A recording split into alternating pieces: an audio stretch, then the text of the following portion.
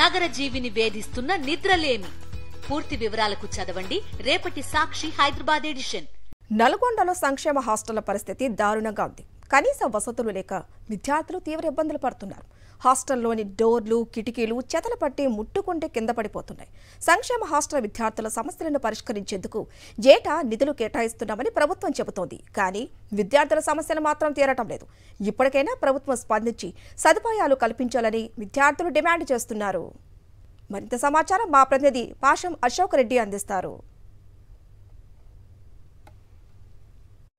సంక్షేమ హాస్టళ్లు చెదలు పట్టాయా సమస్యలతో అంటే నిజమే, అవుననే సమాధానం వస్తుంది. చెదలు అనే పదం ఎందుకు వాడుతున్నామంటే మనం ఒకసారి విజువల్స్లో చూపిద్దాం. మనం నల్గొండలో ఉన్నటువంటి ఎస్సీ బాలికల హాస్టల్లో ఉన్నాం. ఇక్కడ చూసుకోవచ్చు, ఒక డోర్ పూర్తిగా చెదలు పట్టి మొత్తం ఇరిగిపోయినటువంటి పరిస్థితి ఉంది. ముట్టుకుంటే అది మీద పడేటట్టు ఉన్నటువంటి నేపథ్యంలో దీన్ని కనీసం మరమ్మతులు చేయడానికి కనీసం నిధులు కూడా కేటాయించేటువంటి పరిస్థితి లేదు. ఇప్పటికే చూసుకోవచ్చు, పూర్తిగా మొత్తం చెదలతోటి ఎక్కడ ఇట్లా అంటే బయటికి డోర్ పూర్తిగా బయటకు వచ్చేటువంటి పరిస్థితి. ఇది ఒక తలుపే కాదు, మిగిలినటువంటి కిటికీల పరిస్థితి కూడా అదే ఉంది. ఒకవైపు కిటికీలు అద్దాలు ఉన్నటువంటి అద్దాలు పగిలిపోయి మొత్తం ఇక్కడ పగిలిపోయినటువంటి నేపథ్యంలోనే మొత్తం ఉడబికి కింద పెట్టినటువంటి పరిస్థితి మనం చూసుకోవచ్చు. ఈ ఫైబర్ తోటి చేసినటువంటి అద్దాలు మొత్తం పగిలిపోయినాయి. ఆ కిటికీ చూసుకోవచ్చు, మొత్తం పూర్తిగా తొలగించాల్సినటువంటి పరిస్థితి. ఒకవేళ తొలగించకపోతే మరింత చెదలు బట్టి చూసుకోవచ్చు మన పిప్పి ఏ విధంగా అవుతుందో ఆ విధంగా పిప్పి అవుతున్నటువంటి పరిస్థితి. ఇది సంక్షేమ హాస్టల్లో నెలకొన్నటువంటి సమస్యలకు తార్కాణంగా నిలుస్తున్నటువంటి దృశ్యాలు.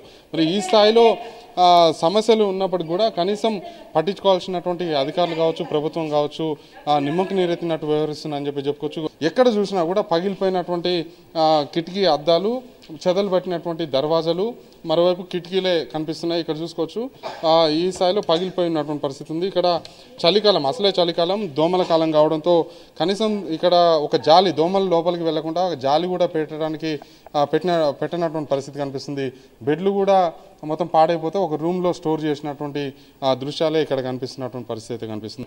మరోవైపు ఇందులో ఉన్నటువంటి విద్యార్థుల సమస్యలు ఒకవైపు ఉంటే గడిచిన 30 సంవత్సరాల నుంచి కూడా ఇక్కడ వంట మనుషులుగా పనిచేస్తూ స్వీపర్లుగా పనిచేస్తున్నటువంటి ఎవరైతే కార్మికులు ఉన్నారో వాళ్ళకి పర్మనెంట్ చేయకపోవడంతో అరకొర వేతనాలు వస్తున్నటువంటి నేపథ్యంలోనే తీవ్ర స్థాయిలో ఇబ్బందులు ఎదుర్కొంటున్నామని చెప్పేసి కూడా వాళ్ళు చెప్తున్నటువంటి పరిస్థితి ఉంది. అమ్మ చెప్పండి, ఎన్నేళ్ల నుంచి పనిచేస్తారు తల్లి? 30 ఏళ్ళు అవుతుంది సార్ మేము చేయబట్టి.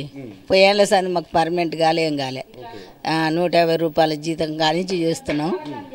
70 రూపాయల కాంచి చేస్తుంటే ఇంతవరకు పర్మనెంట్ కాలేదు సార్. ఖచ్చితంగా ఇది చూసిన తర్వాత అయినా ప్రభుత్వంలో చలనం వస్తుందని చెప్పేసి ఆశిద్దాం. విద్యార్థులకి మౌలిక వసతులు కల్పించడంతో పాటు వాళ్ళు అనారోగ్యం బారిన పడకుండా కూడా చర్యలు తీసుకోవాల్సినటువంటి అవసరం ఉంది. ఎందుకంటే ఒకవైపు పౌష్టికాహారం అందిస్తున్నామని చెప్పి చెప్తున్నారు, పౌష్టికాహారం అందుతుందో లేదో విద్యార్థులు చెప్పాలి.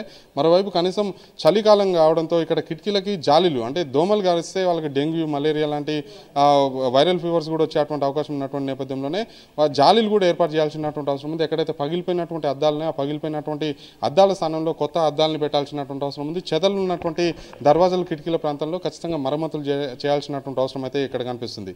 మరి ప్రభుత్వంలో అటు అధికార వర్గాలతో పాటు ఇటు ప్రభుత్వ యంత్రాంగంలో కూడా చలనం వస్తుందా లేదా అనేది కూడా వేచి చూడాల్సినటువంటి అవసరం అవుతుంది. నేను శ్రీనివాసరావు, పాషం అశోక్ రెడ్డి, సాక్షి టీవీ, నల్గొండ.